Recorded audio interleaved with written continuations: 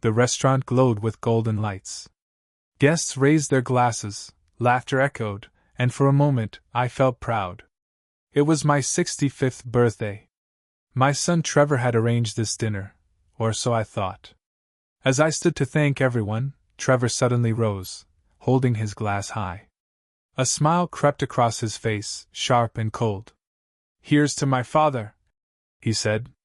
"A man who worked his whole life, and yet achieved nothing. A man whose life was useless." Before I begin, don't forget to subscribe and tell us in the comments where you're watching from. The room fell silent. Forks froze. Glasses stopped midair. I felt as though the ground had given way beneath me. My heart pounded in my ears. My own son, humiliating me in front of friends and family. I tried to speak, but no words came. Trevor smirked, set down his glass, and walked out, his wife Lindsay trailing behind, her heels clicking like knives on the floor. I stood alone in that silence, betrayed, broken. And he didn't know. I had been planning to give him a $2 million house that very night. That house wasn't just bricks and mortar. It was my life's work. Every hour, every sacrifice, every drop of sweat had gone into it. I wanted Trevor to have it, to make his life easier, to secure his future. But his words cut through me. Useless. I went home that night and sat in the dark. His words replayed, over and over.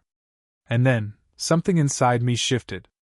If Trevor saw me as useless, then he didn't deserve what I had built. The next morning I called my lawyer.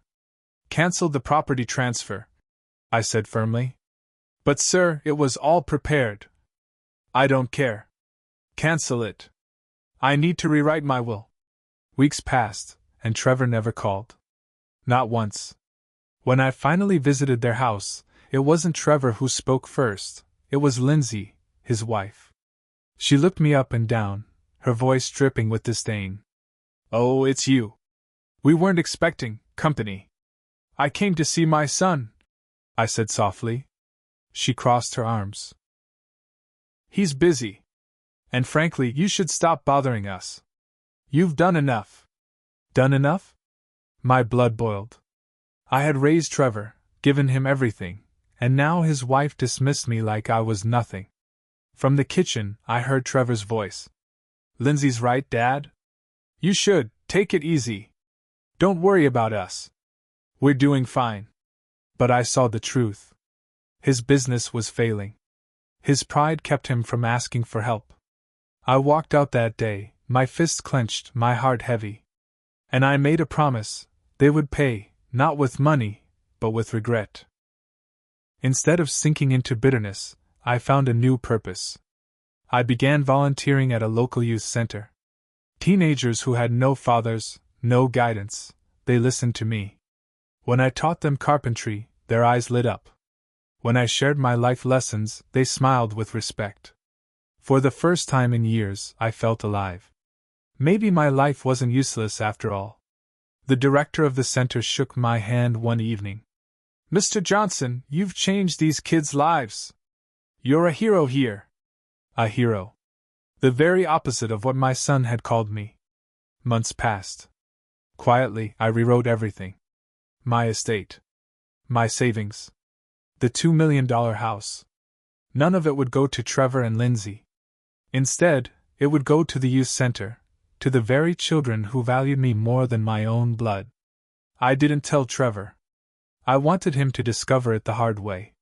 It wasn't long before Trevor came knocking. His business had collapsed. Debts piled up. He arrived at my doorstep, his eyes bloodshot, his suit wrinkled. "Dad, I need your help," he muttered. For a moment, I saw the little boy I had raised, the boy who once held my hand. But then I remembered his cruel words. "Help?" I asked coldly. "The last time you spoke to me, Trevor, you called my life useless." He swallowed hard. I didn't mean it. I was drunk, I was stupid. Please, Dad. I need money. Anything." Behind him, Lindsay stood silently, her face pale. She didn't even try to smile this time. I shook my head. I have nothing for you, Trevor. Nothing but a lesson. Weeks later, I passed away peacefully in my sleep. At the reading of my will, Trevor and Lindsay sat confidently, expecting fortune. But when the lawyer read the document, their faces turned white. To my son Trevor and his wife Lindsay, it read, I leave only my forgiveness. Everything else, my house, my savings, my estate, will go to the youth center, the children who reminded me that life is never useless. Gasps filled the room. Trevor's jaw dropped. Lindsay nearly fainted. The lawyer closed the file. That's final. Trevor stormed out, his pride shattered, his greed unfulfilled. At the youth center, the kids held a memorial for me. They painted a mural of my face on the wall. Beneath it they wrote, A life dedicated to love is never useless. And so, while Trevor and Lindsay were left with nothing but regret, my legacy lived on, not in money, but in respect, in gratitude and love. And that, dear listeners, was the story of how betrayal turned into justice. Tell me in the comments, would you forgive Trevor? Or would you do the same? Don't forget to like and subscribe for more stories like this.